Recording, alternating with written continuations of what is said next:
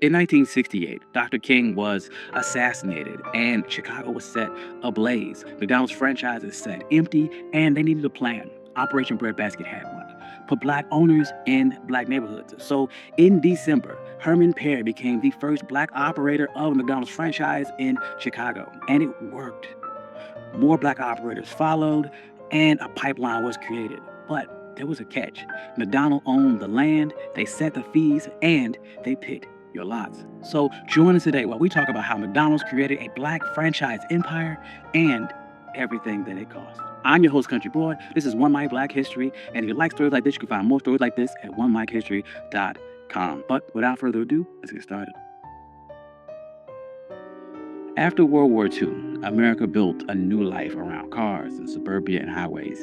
Interstates cut through black neighborhoods, urban renewal cleared blocks in the name of progress, banks drew red lines on maps around black homes, and the GI Bill helped white veterans buy homes and businesses at a greater clip than their black counterparts. As factories left the city, steady jobs left too.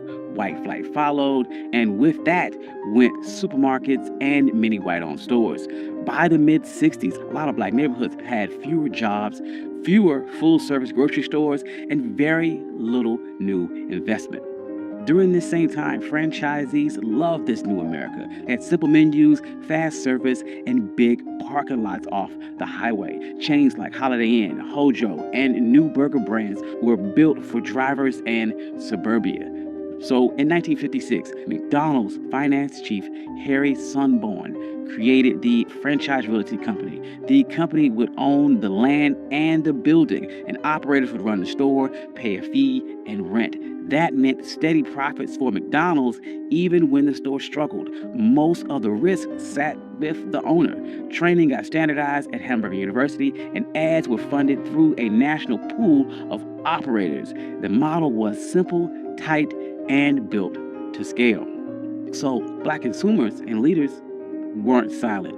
Since the 1930s, don't buy where you can't work turned shopping into leverage. The Civil Rights Act of 1964 opened lunch counters, but it didn't open bank vaults. In Chicago, Operation Breadbasket used selective patronage to push grocers, bottlers, and phone companies to hire black workers, place contracts with black firms, and deposits in black banks. Johnson Publishing, Ebony, and Jet featured black buying power and sold the vision of how to reach it. The Kerner Commission in 1960 told the country that America was moving towards two separate societies and called out the media for how it pictured black life. Then came April of 1968, and Dr. King was assassinated. Cities erupted. In Chicago, some of its white McDonald's franchisees and workers didn't return. The stores sat dark. McDonald's leaders met with Operation Breadbasket tied to the Southern Christian Leadership Conference. Local leaders said, if you want trust here, the owners must be black. That same year, Harry Petty took over the Woodlawn store in Chicago's South Side and reopened it December 21st, 1968 as the first black McDonald's franchise. He was trained at Hamburger University, and the company helped him finance, allowing for zero partnerships when needed, and appointing small business administration loans. McDonald even donated the first day's profit from Petty's store to the Southern Christian Leadership Conference, tying the brand to Dr. King's dream. Petty did well. A pipeline formed. McDonald's set high priority plan and launched a 50-by-2 program to launch 50 stores ran by people of color within 2 years. They opened a satellite version of Hamburger University classroom on the South Side, so new owners didn't have to travel all the way to Oak Brook, Illinois. Black owners began to meet, and they formalized in 1972 the National Black McDonald's Operators Association. One member called the group both the NAACP and the Southern Christian Leadership Conference for black operators. It became the inside voice for the push for fair sites, trainings, and contracts. And on the ground, the stores mattered. Black store owners hired locally, sponsored schools and church events, and even supported scholarships. They called it goodwill, and McDonald's executives said that it was cheaper than advertising. Real estate helped too. After the late 1960s uprising, many black neighborhoods became cheap. Between 1968 and 1972, the land values in those areas fell roughly 30% on average. So McDonald's could buy low, build fast, collect rent and fees as their sales grew. So the black owners would then begin demanding better ads. They said, "We pay into the national fund, show us." In 1972, McDonald's would hire Tom Burrell's black-owned ad agency. Burrell called his style positive realism. It showed regular black life with pride, after church, little league nights, grandparents and grandkids, not stereotypes and not pity. It would have lines like, "So good, have around, and get down with something good" at McDonald's. And those landed better than "You deserve a break today," which didn't fit with the lives of people who rarely had a break. Research showed this rose the brand's image, and dollars shifted to Ebony and Jet and black radio and black artists and models, and researchers like Viewpoint got paid to shape the black image. Then civil rights groups would push further. The NAACP used fair share agreements and contracts for black builders, insurers, and distributors. The Black Operators Association stressed that one restaurant could support a web of black businesses around it. The system sent money past the counter into banks, printers, construction crews, and ad shops. However, in that fine print, McDonald's kept the land. Owners paid a monthly fee of about 4% in sales plus rent. Part of that rent is a slice of the sales, which reached up to about 14.5%. Owners also had to pay at least 4% in sales to the national ad pool. The company set the standards, inspections, and decided renewals. That is why many owners call themselves captive tenants. In plain words, you ran the store, but the company owns the ground and sets the rules. So site placement became a fight.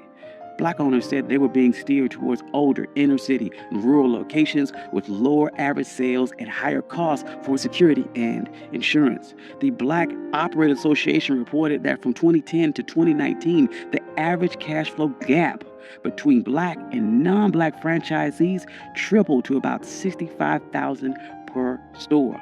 And as health debates grew, fast food filled spaces that supermarkets left.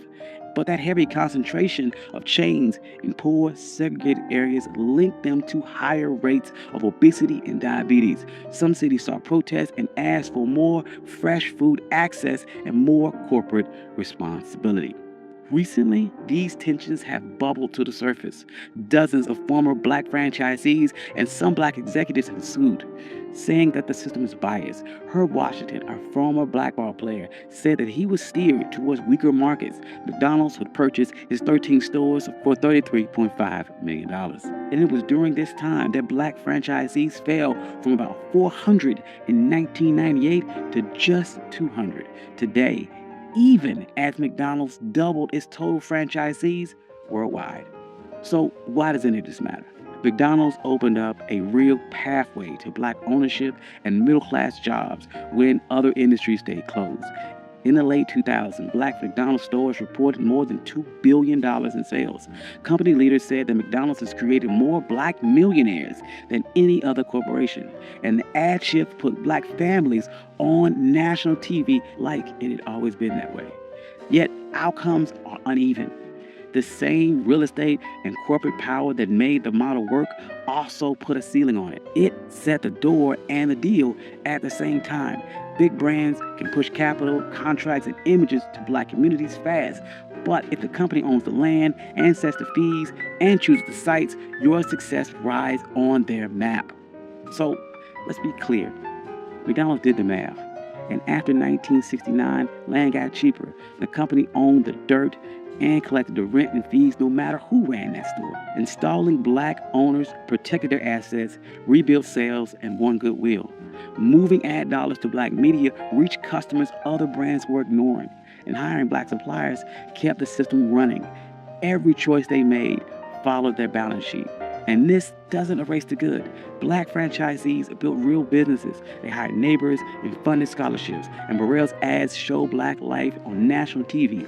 Both things can be true. But if we want real ownership, we got to follow the money. Who owns the land under the store? Who owns the corners? Which banks write the loans? Which agencies control the ad budget? And which suppliers get the contracts? These are the answers that decide whether a franchise is built on freedom or just rented. Thank you. This has been One My Black History. I'm your host, Country Boy, and this is how McDonald's built a black franchise empire. If you like stories like this, you can find more stories like this at onemikehistory.com. I'd like to thank all my financial contributors. Without you, none of this could be possible. Thank you all. I love you. Peace.